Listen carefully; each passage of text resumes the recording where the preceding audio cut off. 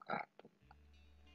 Alhamdulillahirabbil alamin wassalatu wassalamu ala asyrofil anbiya wal mursalin wa ala alihi washabihi ajmain.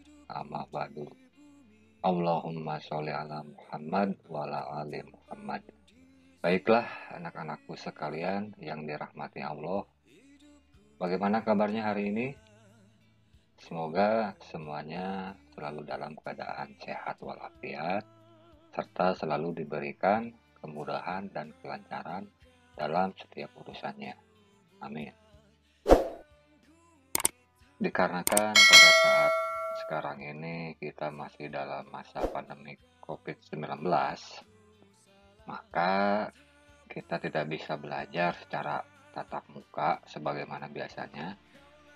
Namun, pemerintah tetap menganjurkan kita semua untuk belajar, meskipun pelaksanaannya secara daring, online, ataupun harus belajar di rumah.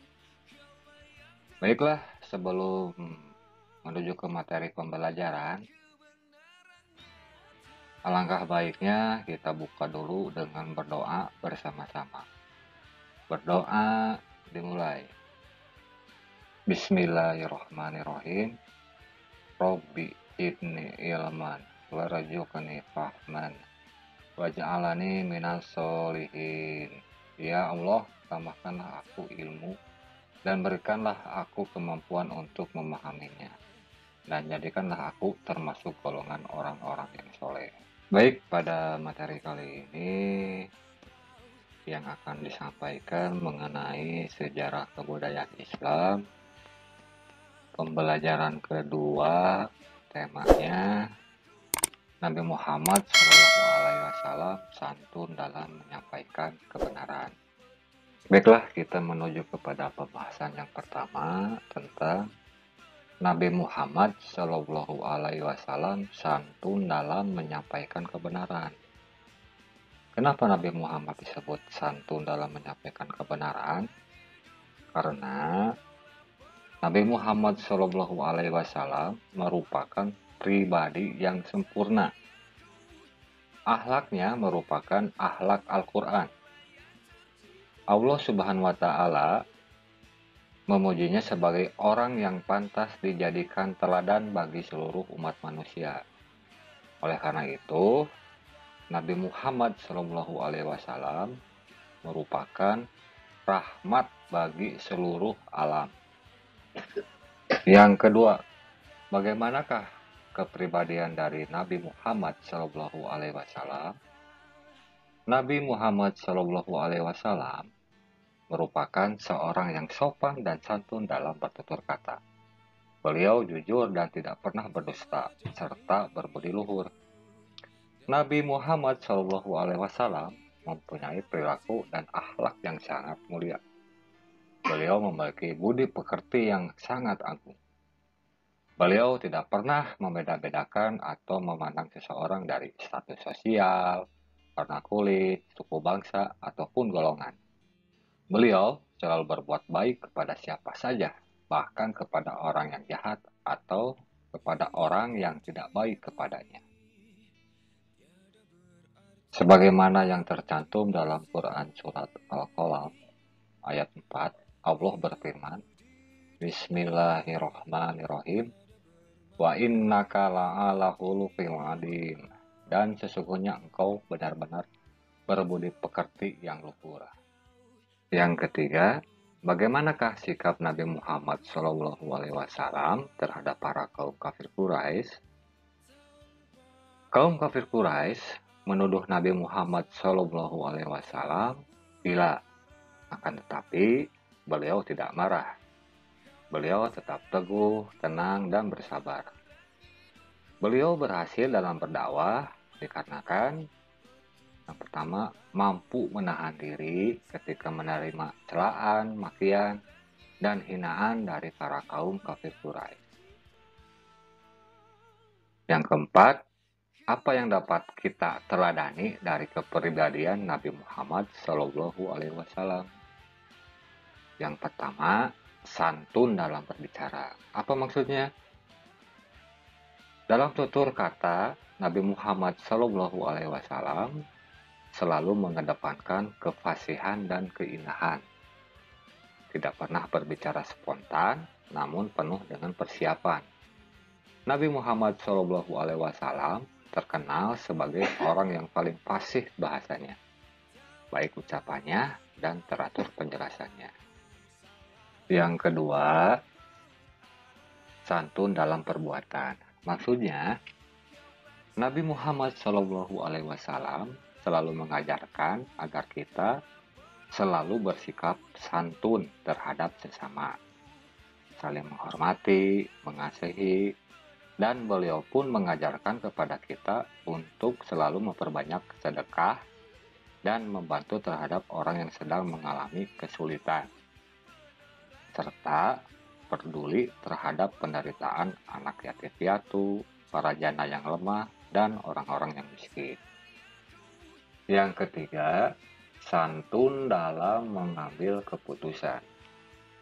Dalam mengambil keputusan, Nabi Muhammad SAW selalu berpegang teguh kepada petunjuk dari Allah Subhanahu wa Ta'ala. Beliau tidak pernah salah dalam menentukan sikap, karena beliau adalah orang yang sangat bijaksana dalam segala hal. Yang keempat, santun ketika berhadapan dengan orang yang membencinya. Maksudnya, meskipun Nabi Muhammad SAW selalu dihina, dicemooh, dicaci maki, dianggap sebagai orang gila, dilempari kotoran, bahkan pada waktu itu para kaum kafir Quraisy berulang kali ingin membunuh Nabi Muhammad SAW. Namun, beliau tetap pemaaf dan tidak pernah ada dendam dalam diri beliau. Selanjutnya, sifat-sifat mulia apa saja yang wajib dimiliki Nabi Muhammad SAW? Dalam Quran Surat Al-Ahzab ayat 21, Allah berfirman, لقد كان لكم في رسول الله أسوة حسنة لمن كان يرجو الله واليوم الآخر وذكر الله كثيرا. Artinya, sungguh telah ada pada diri Rasulullah itu suri teladan yang baik bagimu, yaitu orang yang mengharap rahmat Allah dan kedatangan hari kiamat dan yang banyak mengingat Allah. Dari itu, ada 4 sifat mulia yang dimiliki Nabi Muhammad SAW. Yang pertama, sidik. Artinya, jujur dan benar. Nabi Muhammad SAW memiliki sifat yang jujur dan benar dalam setiap kata dan perbuatan. Sehingga Nabi Muhammad SAW mustahil bersifat kizib yang berarti berdusta.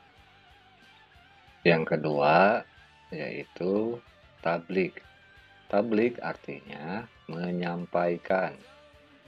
Maksudnya, seorang nabi dan rasul berkewajiban menyampaikan perintah dan larangan Allah Subhanahu wa Ta'ala.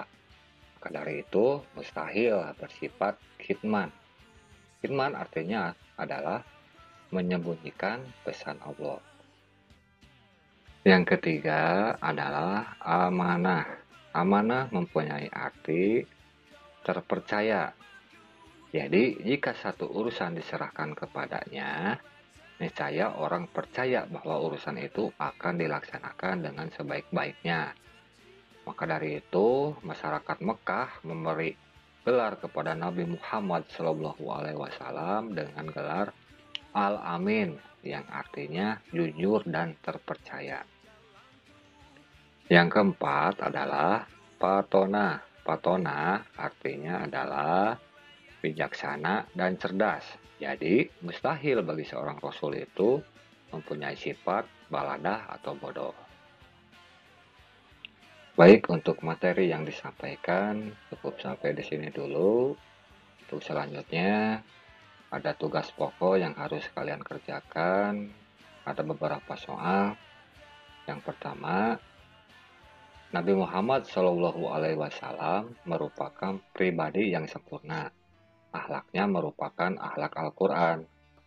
Oleh karena itu, Nabi Muhammad Shallallahu Alaihi Wasallam merupakan, mangga dijawab. Yang kedua, bagaimanakah kepribadian Nabi Muhammad Shallallahu Alaihi Wasallam?